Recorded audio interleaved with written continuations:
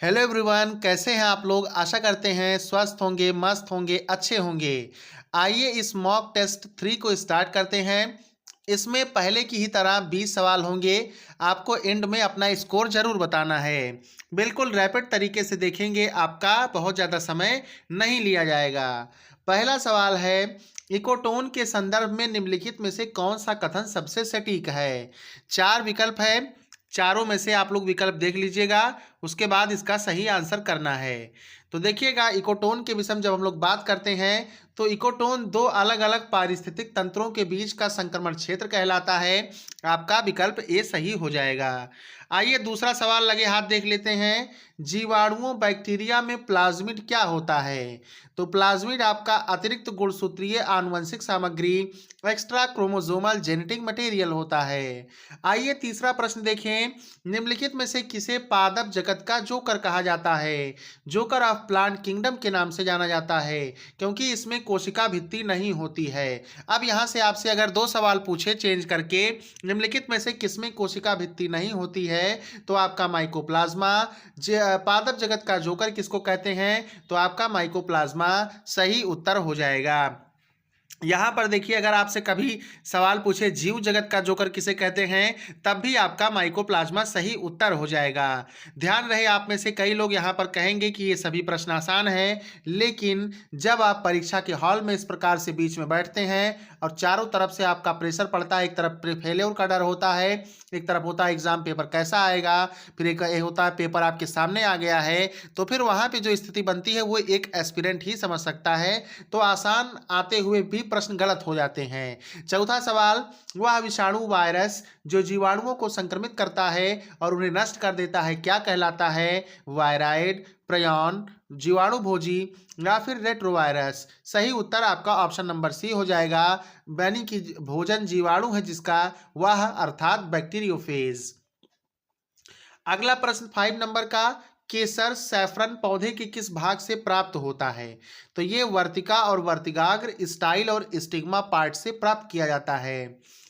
6 number का question आपके screen पर, पारिस्थितिक तंत्र के में ऊर्जा का प्रवाह, एनर्जी फ्लो हमेशा कैसा होता है। तो ये मेरे भाई एक दिशीय होता है, यूनी डायरेक्शनल होता है। अगला प्रश्न देखेंगे, क्वेश्चन नंबर 7 आपके स्क्रीन पर, निम्नलिखित में से कौन सा जीवाणु मिट्टी में स्वतंत्र रूप से फ्री लिविंग रहकर नाइट्रोजन स्थिरीकरण करता है। अब आप में से कई सारे साथी यहाँ पे राइजोबियम लगा देंगे, जो कि आपका गलत उत्तर हो जाएगा। पूछा गया है स्वतंत्र रूप से फ्री लिविंग, जबकि राइजोबियम तो फ्री लिविंग है ही नहीं, ये तो लेग्यूम्स के रूट नोड्यूल्स में पाया जाता है। तो फ्री लिविंग का आपका सही उत्तर ऑप्शन बी हो जाएगा, एजोटोबैक्टर। चलिए अगला सवाल देखेंगे 8 नंबर का, लिटमस जो एक प्राकृतिक पीएच सूचक है किस जीव से प्राप्त किया जाता है।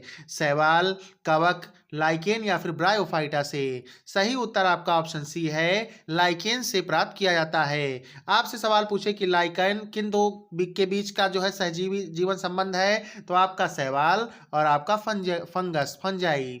चलिए अगला प्रश्न देखें 9 नंबर का, विषाणुओं को के सुरक्षात्मक प्रोटीन के आवरण को क्या कहा जाता है। तो भैया कैप्सिड कहा जाता है। विकल्प हमारा ये सही उत्तर हो जाएगा।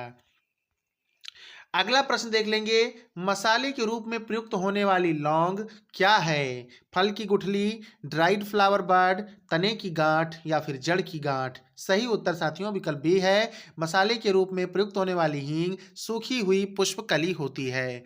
अगला प्रश्न देखेंगे 11 नंबर का, जलीय पारिस्थितिक तंत्र में सुपोषण या इसी को यूट्रोफिकेशन कहा जाता है, इसका मुख्य कारण क्या है। तो सुपोषण यानी बहुत ज़्यादा पोषण हो गया है, बहुत ज़्यादा से यानी कि अत्यधिक वृद्धि, ऐसे याद रखिएगा। तो पोषक तत्वों जैसे नाइट्रोजन और फास्फोरस की अत्यधिक वृद्धि हो जाए तो यहाँ पे यूट्रोफिकेशन और सुपोषण देखने को मिलता है। अगला प्रश्न 12 नंबर का, अफीम पोस्ता के पौधे के किस भाग से प्राप्त की जाती है। सूखी पत्तियों से, लेटेक्स से, जड़ों से या पूरी तरह पके हुए बीजों से। तो अफीम की जब बात करते हैं तो ये अधपके फल के लेटेक्स से प्राप्त किया जाता है। अगला प्रश्न है 13 नंबर का, निम्नलिखित में से कौन सा रोग संक्रामक प्रोटीन कणों यानी प्रियॉन के कारण होता है? अब आपको क्या पता चला कि प्रियॉन्स क्या होते हैं? तो ये संक्रामक प्रोटीन कण होते हैं। देखिए प्रोटीन का पी से याद रखेंगे प्रियॉन्स, तो ये प्रोटीन के संक्रामक प्रोटीन कणों से बने होते हैं, इनको प्रियॉन कहते हैं। और कौन सा रोग इसके कारण से होता है? खसरा, मैड काऊ रोग, एड्स और टिटनस। अब देखिए अगर इसमें से कोई सवाल आपको नहीं आ रहा है, कोई विकल्प समझ में, तो जब आप तुक्का टेक्निक अपनाएंगे तो इस प्रकार से अपनाएंगे कि एड्स मैंने पढ़ा है कि ये प्रियॉन के कारण नहीं होता है, टेटनस मैंने पढ़ा है यह भी प्रियॉन के कारण नहीं होता है, मीजल्स का भी आप लोग जानते हैं खसरा वायरल डिजीज है, एड्स का भी आप लोग जानते हैं HIV वायरस से होता है, टेटनस का आप लोग जानते हैं कि ये बैक्टीरिया से होता है। तो आपका हो गया मैड काऊ डिजीज। अगर ये भी ना क्लिक करे उस समय तो समझ लीजिए कि खसरा का कहीं ना कहीं पढ़े हैं ये बैक्टीरियल या वायरल है, एड्स का भी कहीं ना कहीं पढ़े हैं बैक्टीरियल या वायरल है। हो जाता है ना कि भैया उस समय सच मानो यार कि एड्स सुना हुआ शब्द भी लगता है कहीं बैक्टीरियल तो नहीं है, ऐसे मीजल्स भी लगता है कहीं बैक्टीरियल तो नहीं है, इसी में कन्फ्यूजन हो जाता है। लेकिन इतना पता रहता है कि ये वायरल या फिर बैक्टीरियल, ये वायरल या फिर बैक्टीरियल, ये वायरल या फिर बैक्टीरियल। अब यही एक रोग बचा, बस इसी को आपको क्या करना है, टिक कर देना है। तो ये तो स्ट्रेटेजी थी तुक्का वाली, एकदम से जो नया ऑप्शन दिखे उस पर भी आप लोग तुक्का लगा सकते हैं प्रश्न के हिसाब से। चलिए क्योंकि निगेटिव मार्किंग होता है, वैसे तुक्का तो बहुत बुरी चीज है, लगता नहीं है जल्दी। 14 नंबर का सवाल, जीवाणु कोशिका भित्ति बैक्टीरियल सेल वॉल रासायनिक रूप से किसकी बनी होती है? तो ये पेप्टिडोग्लाइकन की बनी होती है। अगला सवाल देखेंगे 15 नंबर का, मलेरिया की दवा कुनैन किस पौधे की छाल से प्राप्त होती है? तो सिंकोना की छाल से प्राप्त होती है। अगला प्रश्न देख लेंगे, रेड डाटा बुक में किसका रिकॉर्ड रखा जाता है? तो संकटापन्न लुप्तप्राय प्रजातियों का रिकॉर्ड रखा जाता है। अगला प्रश्न देख लेंगे, गंगा नदी के जल में सड़न रोकने और हानिकारक जीवाणुओं को मारने। अब देखिए जीवाणुओं को मारने इतना पढ़ लीजिए बस, तो कौन सा हो जाएगा आपका? पोलियो वायरस, बैक्टीरियोफेज, TMB या फिर एडिनो वायरस। तो बैक्टीरियोफेज आपका यहाँ पर सही उत्तर हो जाएगा।